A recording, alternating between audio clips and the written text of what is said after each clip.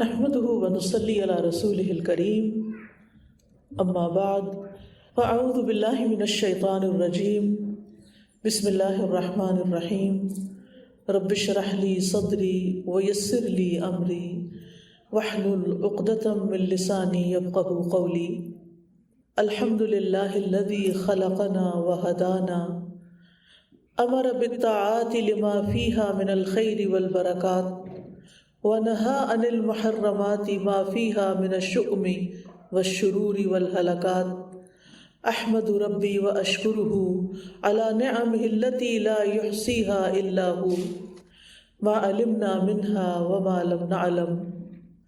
تمام قسم کی حمد اللہ کے لیے ہے جس نے ہمیں پیدا کیا، جس نے ہمیں ہدایت دی اور اس نے ہمیں اطاعت کے کاموں کا حکم دیا کیونکہ ان میں خیر اور برکت ہے، اور حرام کاموں سے منع کیا کیونکہ ان میں نحوست، شر اور تباہیاں ہیں۔ میں اپنے رب کی حمد بیان کرتی ہوں اور اس کا شکر ادا کرتی ہوں، اس کی ان نعمتوں پر جنہیں اس کے سوا کوئی شمار نہیں کر سکتا، ان نعمتوں پر جنہیں ہم جانتے ہیں اور جنہیں ہم جانتے بھی نہیں ہیں۔ قرآن مجید میں اللہ سبحانہ وتعالیٰ فرماتے ہیں یا ایھا الذین آمنوا اتقوا اللہ حق تقاتہ ولا تموتن الا وانتم مسلمون۔ اے لوگو جو ایمان لائے ہو، اللہ کا تقوی اختیار کرو جیسا کہ اس کا تقوی اختیار کرنے کا حکم ہے، جیسے کہ اس کا حق ہے۔ اتقوا اللہ حق تقاتہ، جیسے کہ اس کا حق ہے کہ اس کا تقوی کیا جائے، اور تمہیں ہرگز موت نہ آئے مگر اس حال میں کہ تم فرما بردار ہو، مسلمان ہو۔ تو اس آیت میں اللہ سبحانہ وتعالیٰ ایمان والوں سے مخاطب ہے کہ جو وہ ایمان لا کر کلمہ شہادہ پڑھ کر اسلام میں داخل ہو چکے ہیں، اب ان پر کچھ ذمہ داریاں عائد ہوتی ہیں۔ ان میں سے ایک ذمہ داری یہ ہے کہ وہ اللہ سے ڈریں، اللہ کا تقوی اختیار کریں جیسا کہ اس کا حق ہے، یعنی پورا پورا، اور زندگی ان کی ختم نہ ہو مگر اسلام کی حالت میں، اطاعت کی حالت میں، اللہ کی فرما برداری کی حالت میں۔ لیکن یہ اچھا خاتمہ کس کو نصیب ہوتا ہے؟ اسی کو جس کی زندگی اللہ کی اطاعت کے مطابق گزرتی ہے۔ یہ نہیں ہو سکتا کہ یہ زندگی ہم اللہ کی نافرمانی میں گزاریں اور خاتمہ اچھا ہو جائے۔ تو اس لیے ہمیں اپنی پوری زندگی میں اس بات کا احساس کرنا ہے کہ ہم ہر حال میں اللہ تعالیٰ کے بندے بن کر رہیں۔ ہم دنیا کے کسی بھی حصے میں ہوں لیکن ہم سب سے زیادہ اپنے رب کے وفادار ہوں، کیونکہ اس نے ہمیں پیدا کیا، اس نے ہمیں رزق دیا، اسی کی وجہ سے ہم اس دنیا میں ہیں۔ وہی ہمارا خالق ہے، وہی ہمارا مالک ہے، وہی ہمارا رازق ہے، اور سب سے بڑھ کر یہ کہ اسی کی طرف ہم نے واپس لوٹ کر جانا ہے، اسی سے ہماری ملاقات ہونی ہے۔ تو پھر جب واپس اس کے پاس جانا ہے تو ہمیں وہ کام کر کے جانا چاہیے کہ جن سے وہ راضی ہو، خوش ہو۔ تو یہ آیت جو ہے یہ ہمارے دین کے اصولوں میں سے ایک بہت بڑے اصول پر مبنی ہے، یعنی تقوی کا حکم جس میں ہمیں دیا گیا ہے۔ تقوی کیا ہے؟ تقوی کا لفظ جو ہے عربی میں 3 حروف سے مل کر بنا ہے، واو، قاف، یا، جس کا مطلب ہوتا ہے ایک چیز کو دوسری چیز کے ساتھ دور کرنا، ہٹانا۔ متقی آدمی اپنے آپ کو نیک عمل کے ذریعے سے اللہ کی نافرمانی اور اس کے نتیجے میں عذاب سے بچاتا ہے، یعنی گویا دوسرے لفظوں میں اللہ کے عذاب سے بچنے کے لیے اللہ کی نافرمانی سے پرہیز کرنا اور اس کی اطاعت کے کام کرنا۔ گویا دوسرے لفظوں میں خود اپنے آپ کو نقصان سے بچانا ہے، کیونکہ اگر ہمارا انجام اچھا نہیں ہوتا تو ہم سراسر نقصان میں ہیں، اور اگر ہماری زندگی اچھی گزرتی ہے اور آخرت اس سے بھی اچھی گزرتی ہے تو گویا ہم کامیاب ہیں۔ لہٰذا ہمیں اپنے آپ کو ہر طرح کے گناہ سے اور ہر طرح کے عیب والے کاموں سے بچانا ہے۔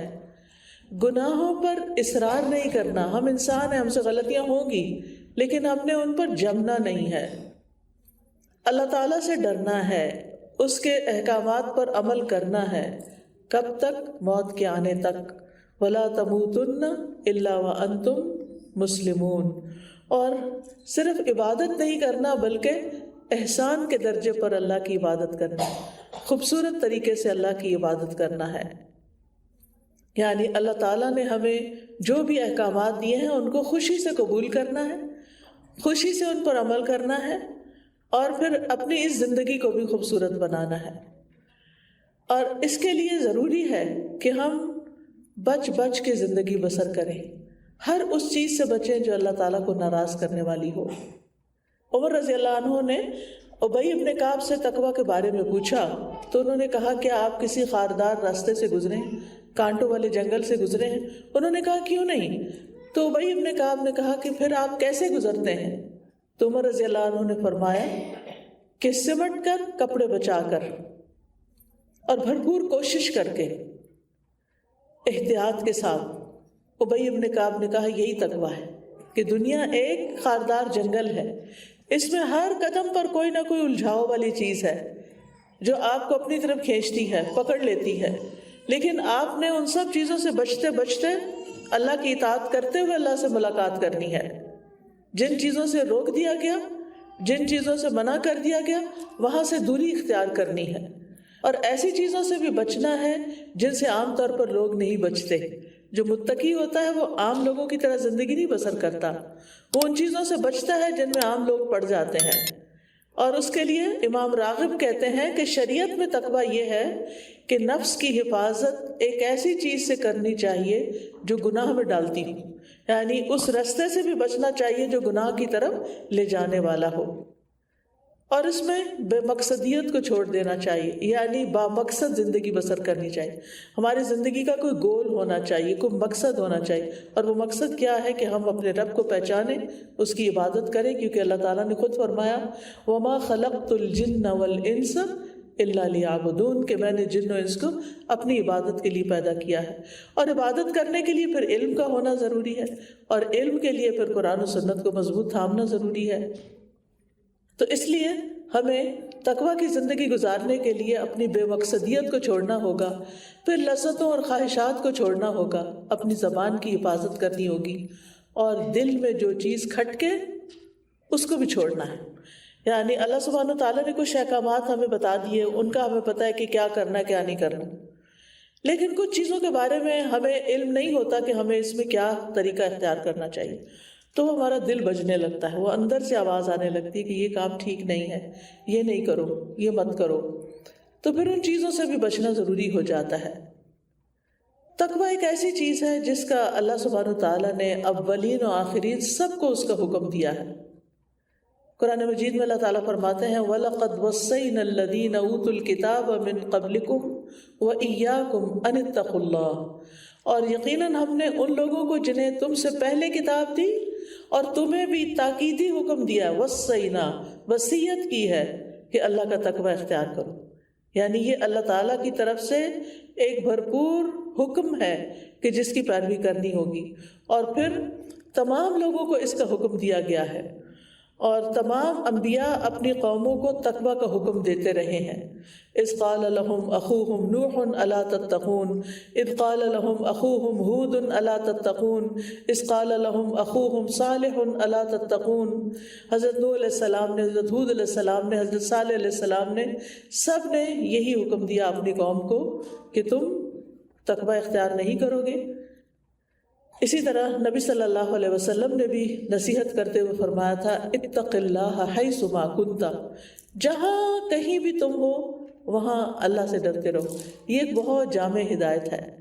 عام طور پر ہم کیا کرتے ہیں کہ جہاں جاتے ہیں ویسے ہی رنگ میں ڈل جاتے ہیں، جس ملک میں ہوتے ہیں، جس ادارے میں ہوتے ہیں، جس کلچر میں ہوتے ہیں، ہم وہی عادتیں اپنا لیتے ہیں، چاہے وہ دین کے موافق ہے یا خلاف ہے۔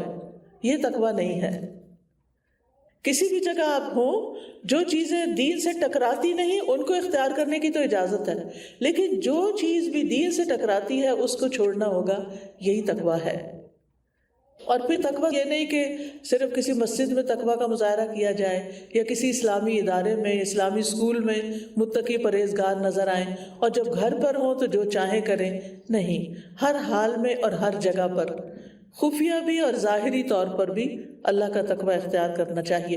نبی صلی اللہ علیہ وسلم نے فرمایا حضرت ابو ذر سے، اوصیک بتقوی اللہ فی سر امرک وعلانیتہ، میں تمہیں تمہارے خفیہ اور ظاہری ہر معاملے میں اللہ کے تقوی کی وصیت کرتا ہوں۔ اور پھر جتنی بھی انسان کے اندر استطاعت ہو، جتنا بھی انسان بچ سکے، انسان تقوی اختیار کرے، کیونکہ تقوی جو ہے ہر نیکی کی بنیاد ہے۔ تقوی ہر نیکی کی بنیاد ہے، اور تقوی ہمارے اعمال کو خوبصورت بناتا ہے۔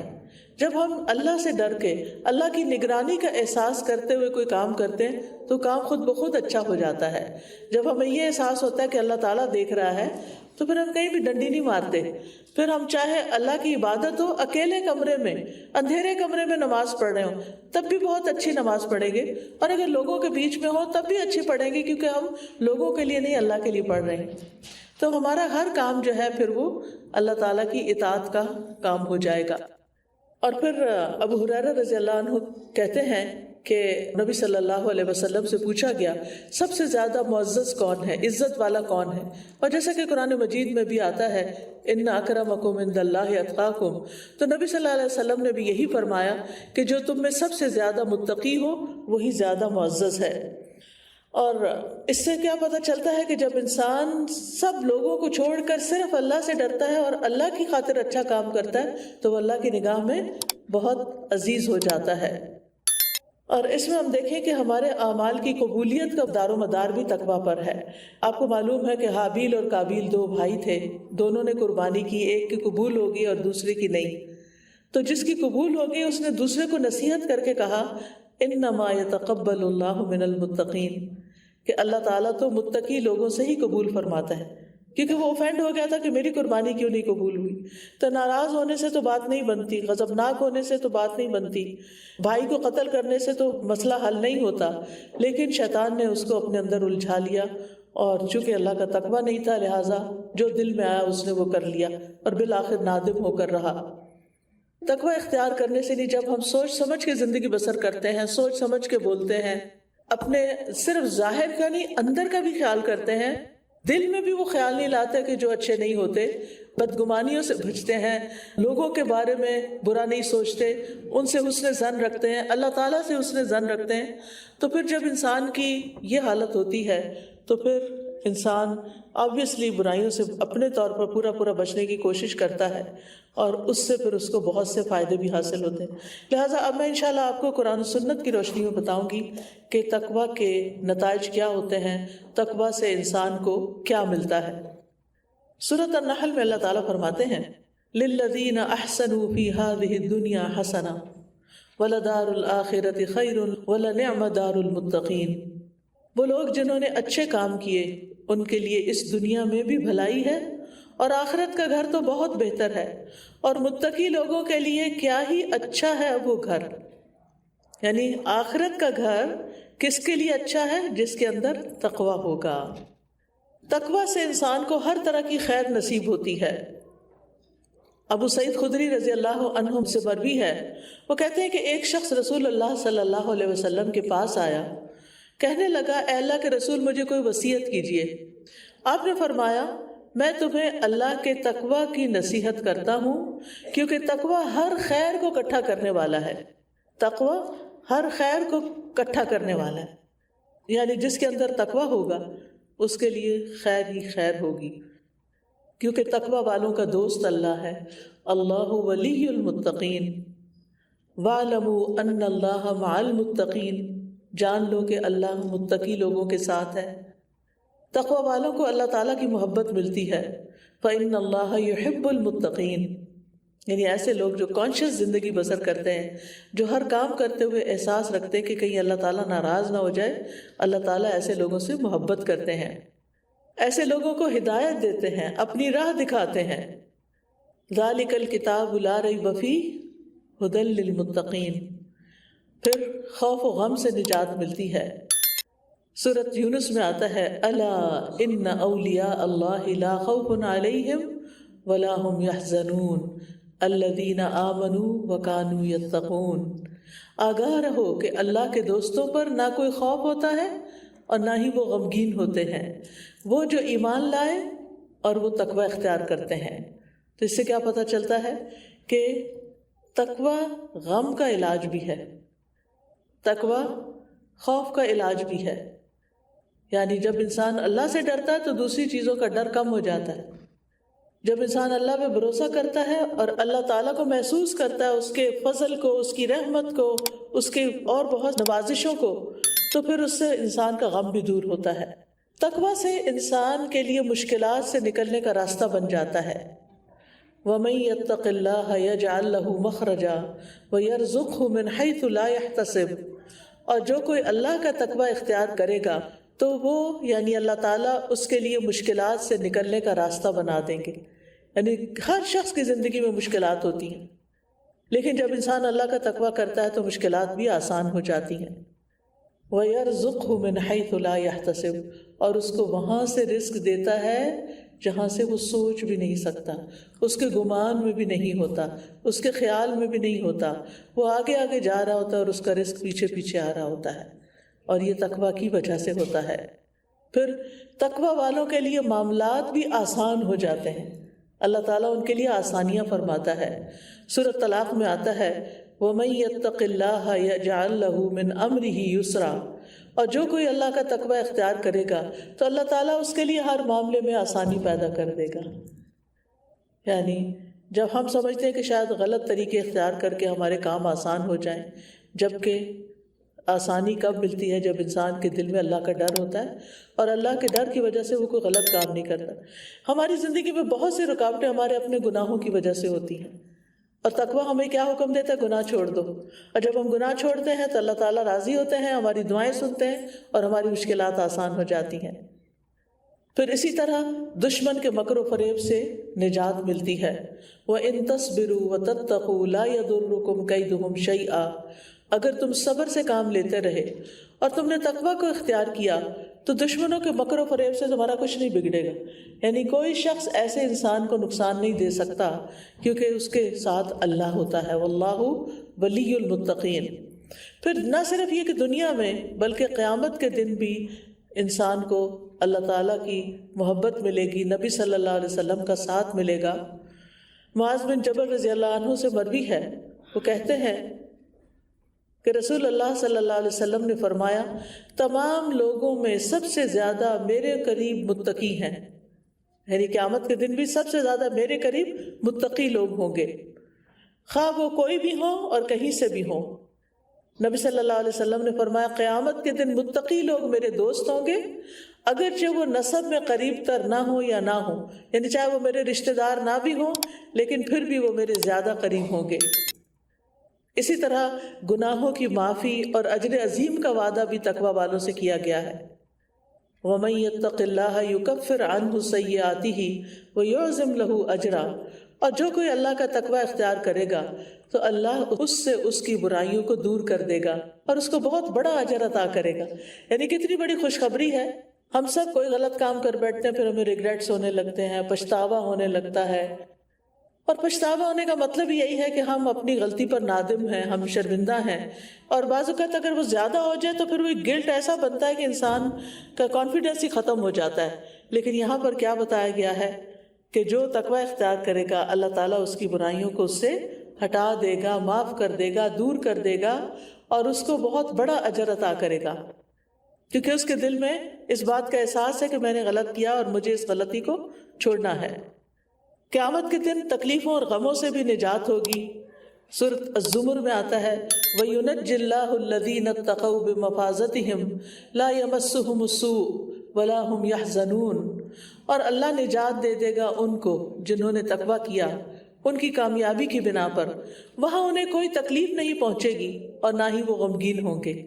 کتنی بڑی خوشخبری ہے کہ قیامت کا دن جو ایک ہولناک دن ہے، یومًا عبوسًا قمطریرا، وہاں متقی لوگ جو ہیں وہ امن میں ہوں گے، اللہ تعالیٰ کے عرش کے سائے تلے ہوں گے، انہیں وہاں کوئی تکلیف نہیں ہوگی، انہیں کوئی غم نہیں ہوگا، قیامت کے دن ان کو کامیابی ملے گی۔ ان للمتقین مفازا، متقین کے لیے یقیناً کامیابی کا ایک مقام ہے۔ آخرت کے درجات کی بلندی بھی تقوی کی بنیاد پر ہوگی۔ والذین اتقوا فوقہم یوم القیامہ، وہ لوگ جنہوں نے تقوی اختیار کیا وہ قیامت کے دن ان سے اوپر ہوں گے۔ جنت میں داخلہ بھی تقوی کی بنا پر ہوگا۔ ابو ہریرہ کہتے ہیں کہ رسول اللہ صلی اللہ علیہ وسلم سے سوال کیا گیا کہ لوگوں کو اکثر کون سی چیز جنت میں داخل کرے گی، یعنی وہ کون سی نیکی ہے جس کی وجہ سے اکثریت کس بنا پہ جنت میں جائے گی؟ آپ نے فرمایا اللہ کا تقوی اور اچھا اخلاق۔ تقوی انسان کو اندر سے خوبصورت بنا دیتا ہے۔ وَلِبَاسُ التَّقْوَى ذَلِكَ خَيْرٌ، اور نبی صلی اللہ علیہ وسلم نے تقوی کا مقام بھی دل بتایا۔ آپ نے دل کی طرف 3 دفعہ اشارہ کر کے فرمایا التقویٰ ہا ہنا، تقویٰ یہاں ہوتا ہے۔ یعنی تقویٰ جو ہے وہ ایک مسلسل اس احساس کا نام ہے کہ میں اللہ کی نگرانی میں ہوں، اللہ تعالیٰ مجھے دیکھ رہا ہے، اللہ تعالیٰ مجھے سن رہا ہے، اللہ تعالیٰ میرے احوال سے واقف ہے۔ تو ہر موقع پر انسان جب اللہ تعالیٰ کو اپنے قریب محسوس کرتا ہے، یہی تقویٰ ہے۔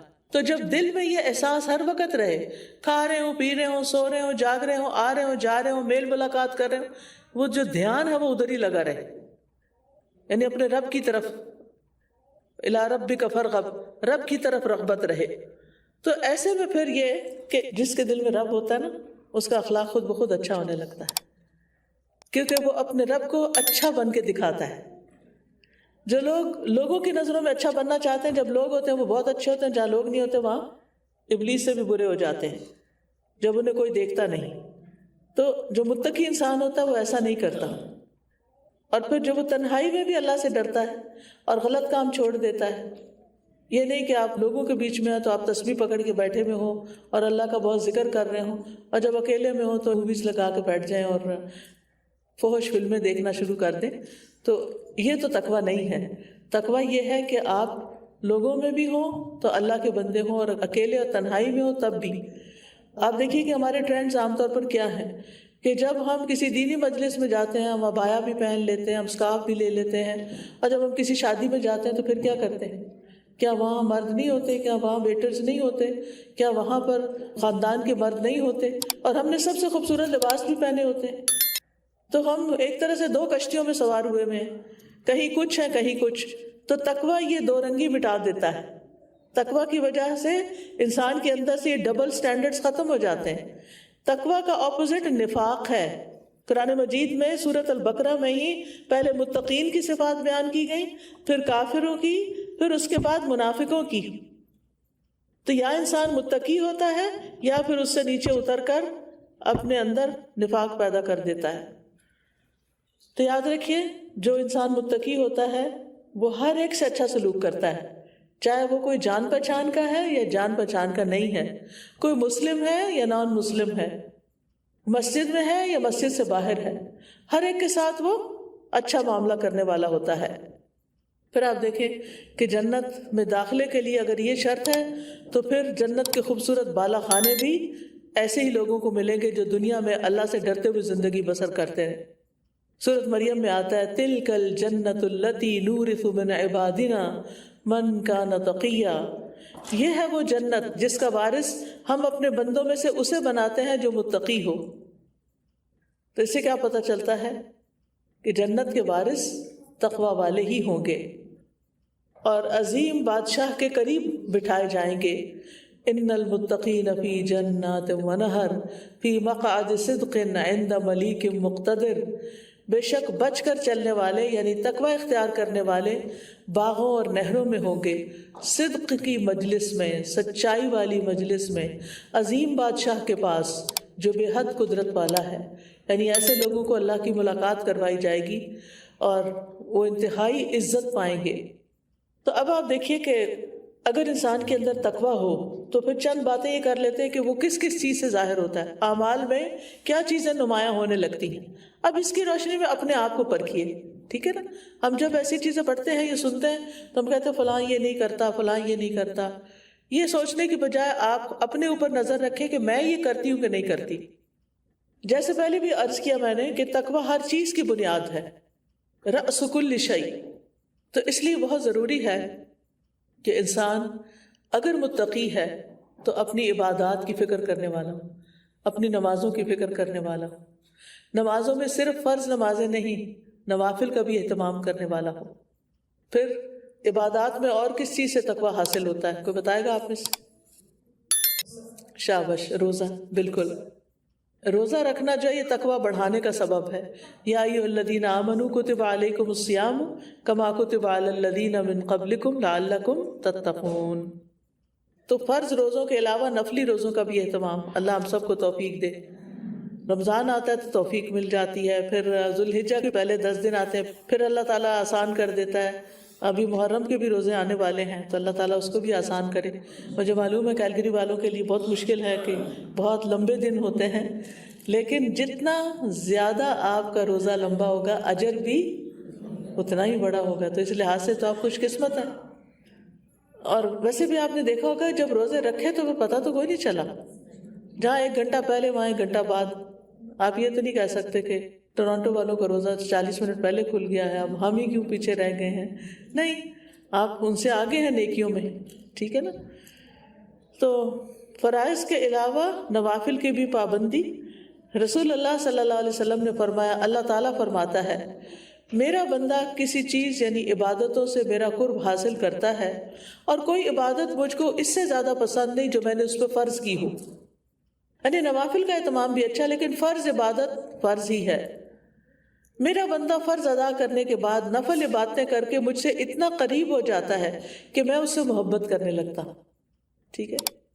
تو اس پر آپ دیکھیے کہ فرض کی ادائیگی سے اللہ تعالیٰ کا قرب حاصل ہوتا ہے اور نفل کی ادائیگی سے اللہ کی محبت حاصل ہو جاتی ہے. اور نیکی کے کسی کام کو بھی ہمیں حقیر نہیں سمجھنا چاہیے. یاد رکھیے تقوی میں جہاں نیکیاں کرنا تقوی میں اضافہ کا باعث ہے، وہاں گناہوں کو چھوڑنا بھی بڑا ضروری ہے. رسول اللہ صلی اللہ علیہ وسلم نے فرمایا تم اللہ کی حرام کردہ چیزوں سے بچو، لوگوں میں سب سے زیادہ عبادت گزار بن جاؤ گے. ہم تو سمجھتے ہیں عبادت گزار بننے کے لیے عبادت کرنا ضروری ہے، اور یہاں کیا بتایا گیا؟ عبادت گزار بننے کے لیے حرام چھوڑنا ضروری ہے. اور حرام کیوں چھوڑے انسان؟ صرف اللہ کے ڈر سے، اور یہی تقویٰ ہے. پھر ہے اپنی نظروں کی حفاظت کرنا، یعنی حرام چیزوں کو نہیں دیکھنا. ایسی موویز، ایسی فلمیں، ایسے لوگ، ایسی سیلیبریٹیز جو اپوزٹ جینڈر سے ہو، اس کو دیکھنے کی ضرورت نہیں ہے، کیونکہ متقی انسان اپنی نظروں کی بھی حفاظت کرتا ہے، اپنی زبان کی بھی حفاظت کرتا ہے، اپنے باطن کی، اپنے خیالات کی حفاظت کرتا ہے. ایک اور چیز، تقویٰ کس سے بڑھتا ہے؟ خواہشات کنٹرول کرنے سے. خواہشات کنٹرول کرنے سے. قرآن مجید میں آتا ہے وَأَمَّا مَنْ خَافَ مَقَامَ رَبِّهِ وَنَهَى النَّفْسَ عَنِ الْهَوَىٰ فَإِنَّ الْجَنَّةَ هِيَ الْمَأْوَىٰ. اور رہا وہ شخص جو اپنے رب کے سامنے کھڑا ہونے سے ڈر گیا اور اس نے نفس کو خواہش سے روک لیا تو بے شک جنت ہی اس کا ٹھکانہ ہوگی. تو اس سے کیا پتہ چلتا ہے کہ تقویٰ اختیار کرنے کے لیے اپنی خواہشات، بعض اوقات جائز خواہشات سے بھی رکنا ہوتا ہے. امام احمد کہتے ہیں تقویٰ یہ ہے کہ کسی خوف کے پیش نظر کسی ایسی چیز کو چھوڑ دینا جس کو آپ چاہتے ہو. یعنی مثلاً آپ کا دل کسی چیز کی محبت میں گرفتار ہو گیا اور آپ کو پتہ ہے یہ درست نہیں، یہ ٹھیک نہیں، تو آپ کیا کرتے ہیں؟ اللہ کی خاطر اس سے پیچھے ہٹ جاتے ہیں. بعض اوقات آپ دیکھیں کہ لوگ حرام ریلیشن شپ میں پڑ جاتے ہیں. تو اب ایسی صورت میں یہ تو تقویٰ کے سراسر خلاف ہے نا یہ بات کہ انسان نامحرم کے ساتھ دوستی کرے یا اس کی محبت کو اپنے دل میں جگہ دے. اگر شادی سے پہلے کچھ ایسا ہو جاتا ہے تو پھر کیا کرنا چاہیے؟ اگر رشتہ مناسب ہے وہاں پر پیرنٹس کو شادی کر دینی چاہیے. لیکن اگر شادی کے بعد ایسی کوئی صورت پیش آتی تو پھر آپ دیکھیں کہ کتنا خطرناک ہے یہ کام کہ انسان ایک ایسے چنگل میں پھنس جائے، ایک ایسی چیز میں انسان انوالو ہو جائے کہ جس کا کوئی نتیجہ ہی نہیں، جس کا نتیجہ صرف ذلت اور رسوائی ہے. اور سب سے بڑھ کر یہ کہ اللہ سبحانہ و تعالیٰ دلوں کے حال جانتے ہیں اور دیکھتے ہیں.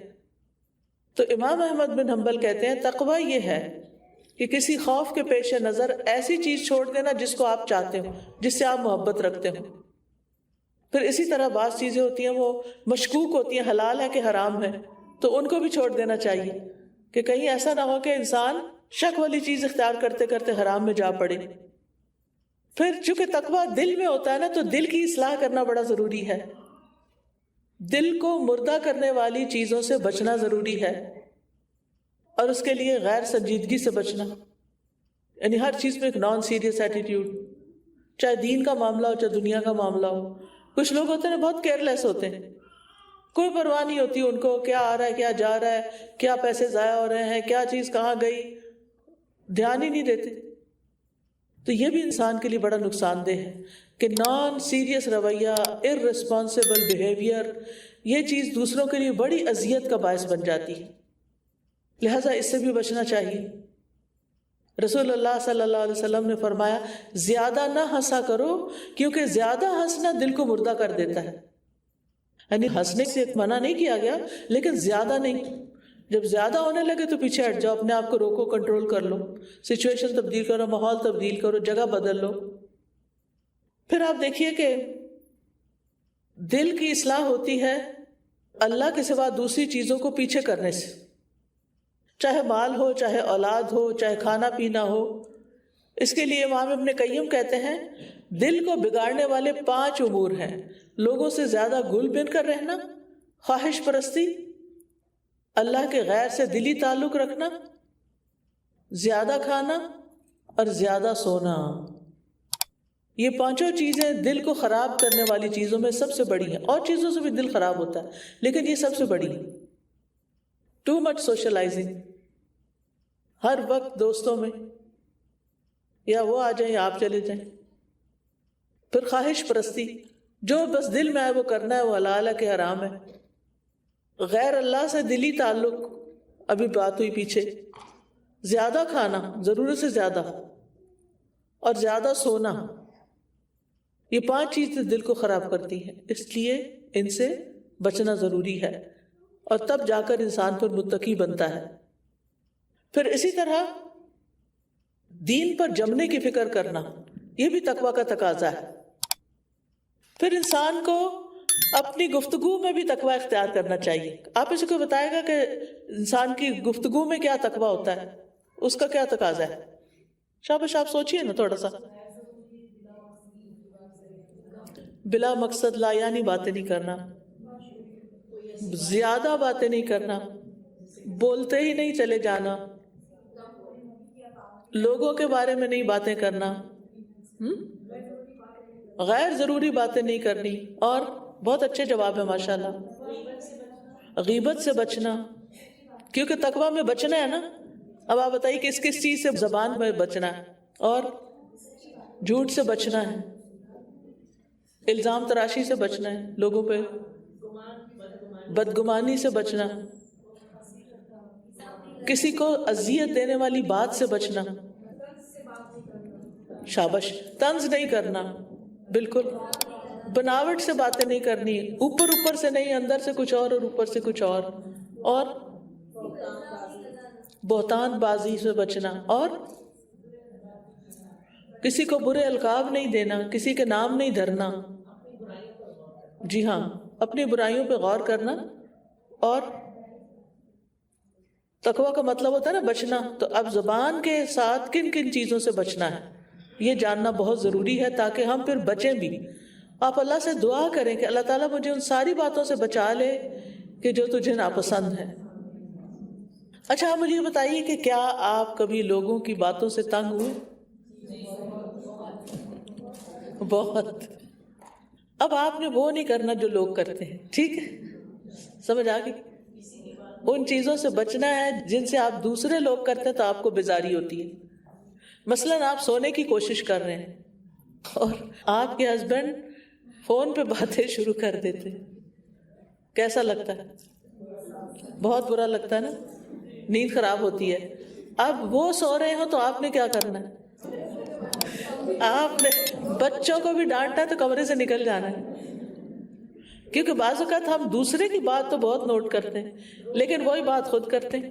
اپنا محاسبہ روز کرنا. اصل میں نا ہمارا حافظہ ہی بڑا کمزور ہو گیا ہے، ہم غلطیاں کرتے جاتے ہیں اور بھولتے جاتے ہیں. تو رات کو کرنے کے بچے ساتھ ساتھ کرتے جائیں، ٹھیک ہے، تاکہ پھر ہم کسی نتیجے پہ پہنچے.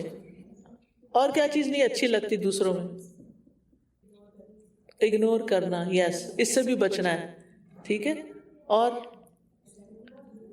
جی ہاں، آپ لوگوں کے ساتھ مجلس میں بیٹھے اور آپ نے اپنا لیپ ٹاپ کھول لیا، اپنا فون کھول لیا، کتنی تکلیف ہوتی ہے نا اس وقت کہ آپ کسی سے ملنے کے لیے گئے اور دوسرا شخص کچھ اور ہی قصے میں پڑ گیا. جی ہاں، لوگوں کو وہ کہنا جو خود بھی کرتے ہیں، اس سے منع کرنا، تم نہیں کرو، خود کرنا شروع کر دینا. زور زور سے کہہ کے لگانا، کسی پہ ہنسنا، ٹھیک ہے نا، کسی کا مذاق اڑانا. اور کیا چیز ہوگی سوچئے. شاباش، اپنی سناتے جانا، دوسروں کی نہ سننا.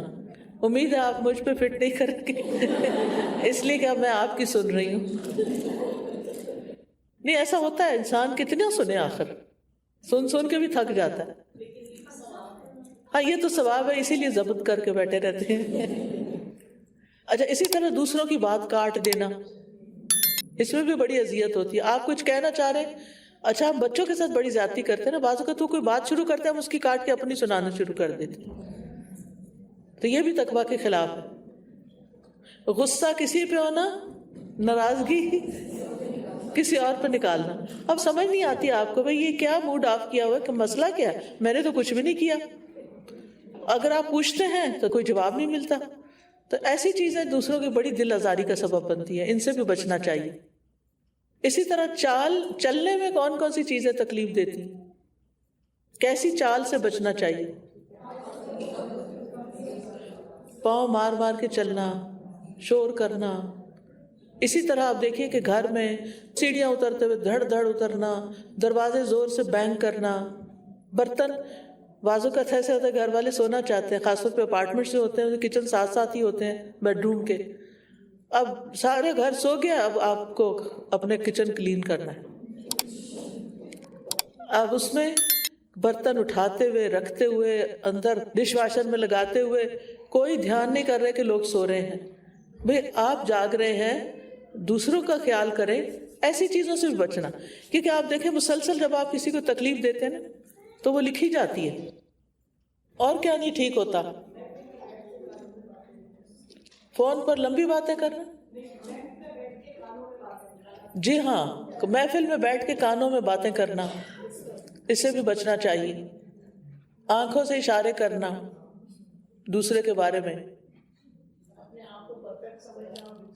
جی ہاں، اپنے آپ کو پرفیکٹ سمجھنا اور دوسروں کو حقیر سمجھنا.